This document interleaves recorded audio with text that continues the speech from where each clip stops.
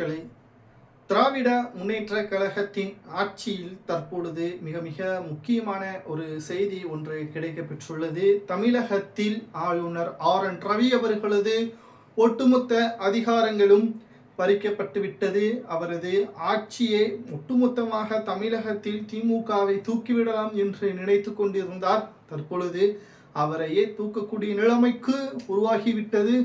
திராவிட முன்னேற்ற கழகத்தின் ஆட்சிக்காக மக்கள் அயராது பாடுபட்டு மீண்டும் தமிழகத்தில் திமுக ஆட்சி வேண்டும் என்று கூறுவதும் விதமாகத்தான் தற்பொழுது செய்திகளையும் நம்மால் பார்க்க முடிகிறது.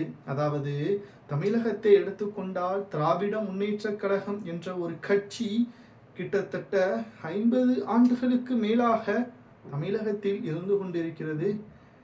சுமார் கலைஞர் அவர்கள் அதிமுகவிற்கு எதிராக போராடியதும், அண்ணா அவர்களுக்கு பிறகு திமுக அழிந்துவிடும், எம்ஜிஆர் அவர்கள் உருவான பிறகு அதிமுக புத்துணர்ச்சி பெற்றுவிட்டது, இனி திமுகவின் கதை முடிந்துவிட்டது என்று பலரும் பேசி வந்த நிலையிலும் எதுவும் கைகூடவில்லை.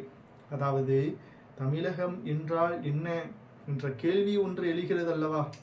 தமிழர்கள், தமிழ் மக்கள், தமிழர்கள் மட்டும் ஆளக்கூடிய ஒரு மாநிலம் தமிழ்நாடு.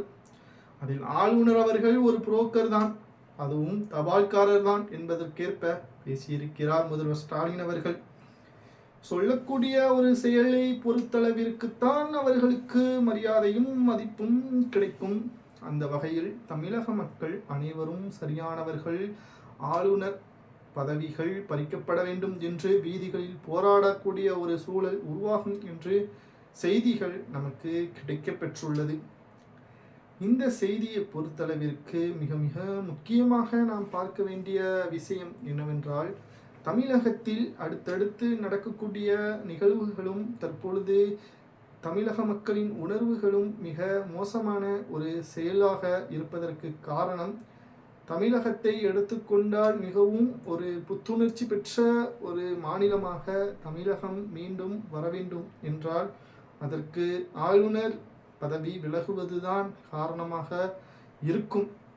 ஏனென்றால் மசோதாக்களை நிறுத்தி வைத்ததோடு தமிழக மக்களையும் அவமானப்படுத்தும் விதமாக ஆளுநர் கைவசம் இருந்த அந்த துணைவேந்தர் பதவி தற்பொழுது முதல்வர் ஸ்டாலின் அவர்களுக்கு உச்சநீதிமன்றம் கொடுத்துவிட்டது. ஆனால் 25, 26ஆம் தேதிகளில் மிக முக்கியமாக நாம் பார்க்க வேண்டும், ஆளுநர் தலைமையில் உதகையில் மீண்டும் மாநாடு நடைபெறுகிறது.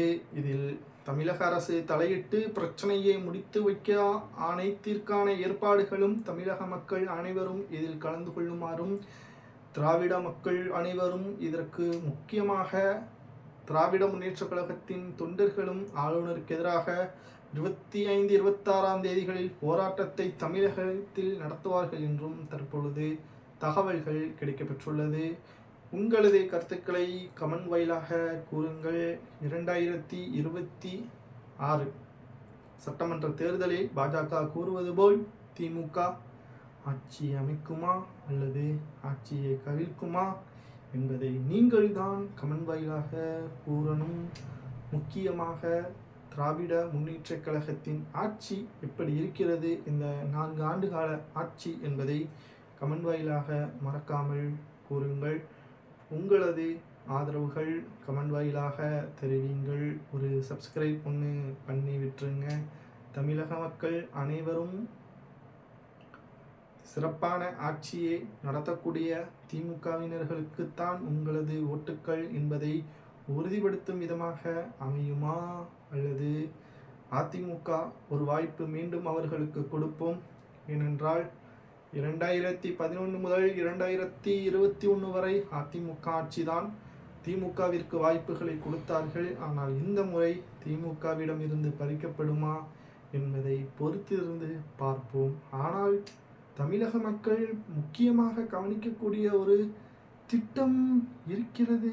அதிலும் பேர் சொல்லும் அளவிற்கான மிக முக்கியமான ஒரு தகவல் தான் நாம் பார்க்கிறோம். ஏனென்றால் இந்த செய்தி மிக மிக முக்கியமான செய்தி.